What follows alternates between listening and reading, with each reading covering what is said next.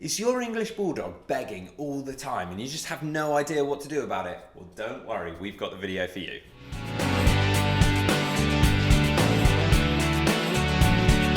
Welcome back to the Fenrir English Bulldog Show.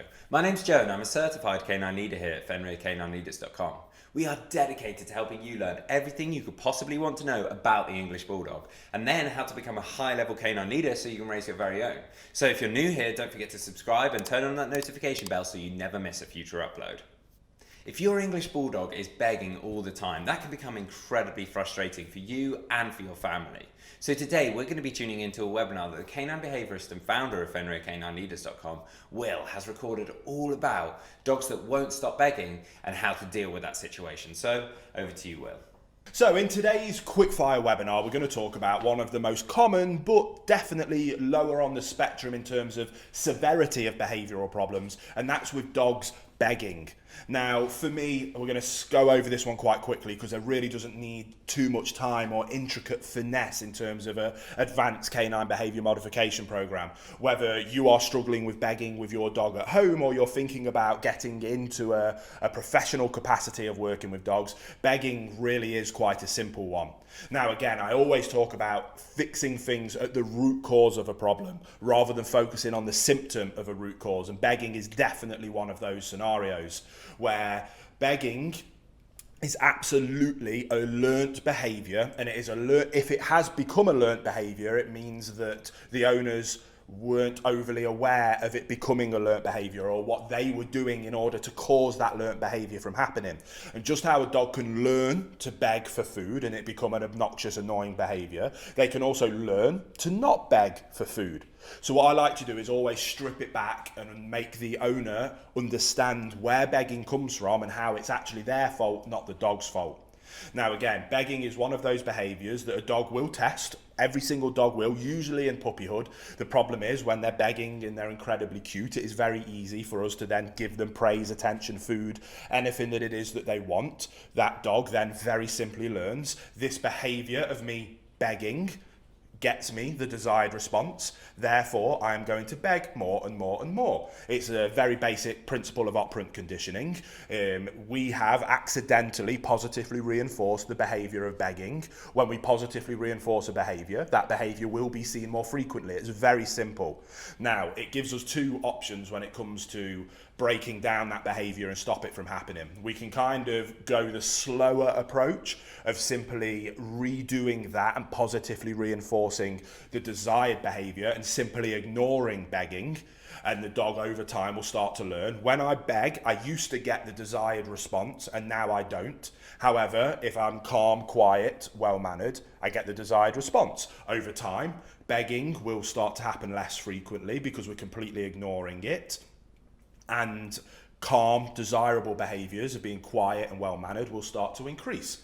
Now, again, it's really important that the owners understand those basic theories of operant conditioning and how we teach our dogs behaviours, whether it's teaching them how to sit, stay, down, heel, what people normally think of when you talk about teaching or training a dog, but how it is that we accidentally teach them behaviours like manners, which is where begging comes into. That is a huge part and the fundamental principles of both our Perfect Puppy course for new puppy owners, as well as our bootcamp principle for people that are struggling with problems. So when I've helped people with begging before, sometimes people want a really quick fix, and there is things that we can do that I'll talk about in a minute to kind of help overcome begging quickly, but that is definitely a plaster on the symptom.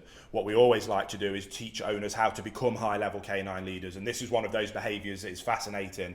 When I say, okay, you want to stop your dog begging, we're going to do nothing about begging. I want you guys to go through one of our bootcamp processes, and if it's in person, I help them do it, or maybe they do one of our online versions of our bootcamp. They go through that principle, and then we've had hundreds of people now, into the thousands of people, be like, I cannot believe that it just went away. I was like, yeah, it did go away because that principle has taught you how to become a high-level canine leader. You now understand where you are accidentally teaching bad behaviours like begging, and then what you need to do and how you need to interact and communicate and work and live with your dog to make sure that you are promoting the desirable behaviours, and then getting the undesirable behaviours to either correct them or let them just disappear on their own while we're promoting the desirable ones. Like I say, it kind of strips it back to that root cause level, fix it at the root cause, and then these symptoms just naturally just fall off. And it's a beautiful thing to be a part of, and it's a beautiful thing to help owners be able to do with their dogs. Hey guys, very quickly, I just wanted to ask, are you following us over on Instagram? If you're not, there's 2 accounts that I would love for you to check out. The first one is our brand account, at Fenrir Canine Leaders, where you can see more about our industry leading products that we create. If you're interested in following me personally, that's at I am Will Atherton, where you can see behind the scenes of me working with some of the most extreme behaviour cases in the world and what it takes to run these kind of YouTube channels. And maybe if you just want to be able to come over and chat with me, that's the place for you. So there'll be links down in the description box for both of our Instagram pages. I'd love for you to come and check them out, and hopefully we'll chat over there. Now, like I say, that's fixing it at the root cause. It's just simply restructuring your relationship, teaching yourself on how to be a high-level canine leader, getting a basic understanding of operant conditioning, and all those things will just start to come naturally.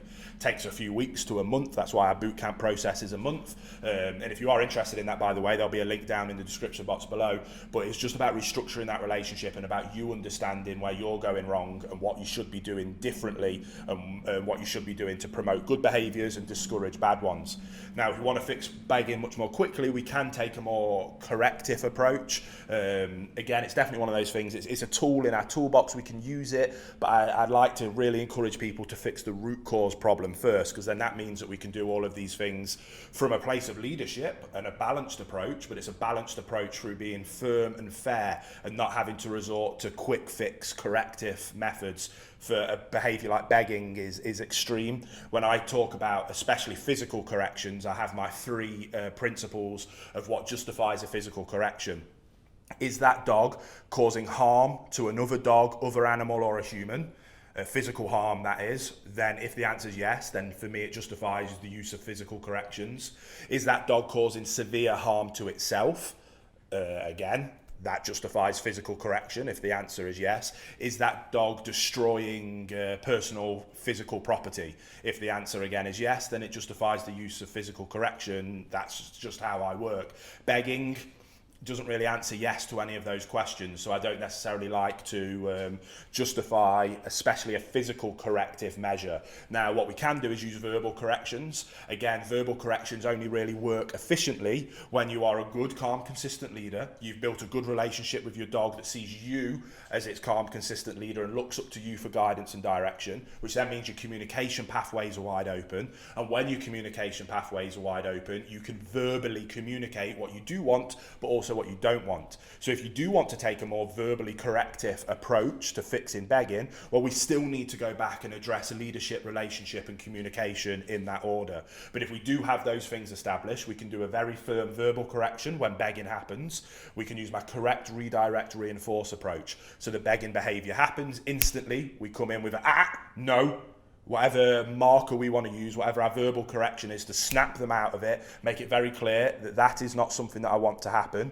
As soon as we've corrected them, we then redirect them to the desirable behavior, which usually in terms of begging is to either go to your place, so we can use a place or a bed command, or it's to sit and wait quietly. So we can use, say for the sit, for example, we verbal correction, sit, stay. And then to start with, we might ask for a quiet stay for 3 or 4 seconds, and then we can reinforce and praise that behavior. Over time, we can extend that to asking them to sit, stay for 15 minutes in a place while we eat our dinner. Then after we've eaten our dinner, we can go, good boy, good stay, break. And then that's all the reinforcement they need. They don't have to have food. They don't have to have table scraps. They don't have to have access to the furniture, whatever it is that they're begging for. But what we can do is we can redirect them to the desirable behavior. When they're displaying that desirable behavior, we can reinforce and actively promote that behavior. They'll then start to want to do that behavior more. And again, the begging behavior will come down. If you want to add a verbal correction in at the start of that process, you can. Bear in mind, verbal corrections work better when you have good leadership skills, which has a good relationship with your dog, which means you have good communication. If you don't have those things in place, we still need to go back. And again, that's what our boot camp's for. So I hope you found that quickfire webinar useful and informative, and you were able to get something from that. And I can't wait to see you on a future video or training session. There you have it, guys. Some really useful tips and tricks that you can put into practice with your English Bulldog to stop them from begging. I really hope you enjoyed today's video. If so, get involved in the comments down below as we would love to hear from you. Don't forget to subscribe and turn on that notification bell as we have 2 dedicated videos coming here every single week, so I can't wait to see you in the next episode of the Fenrir English Bulldog Show.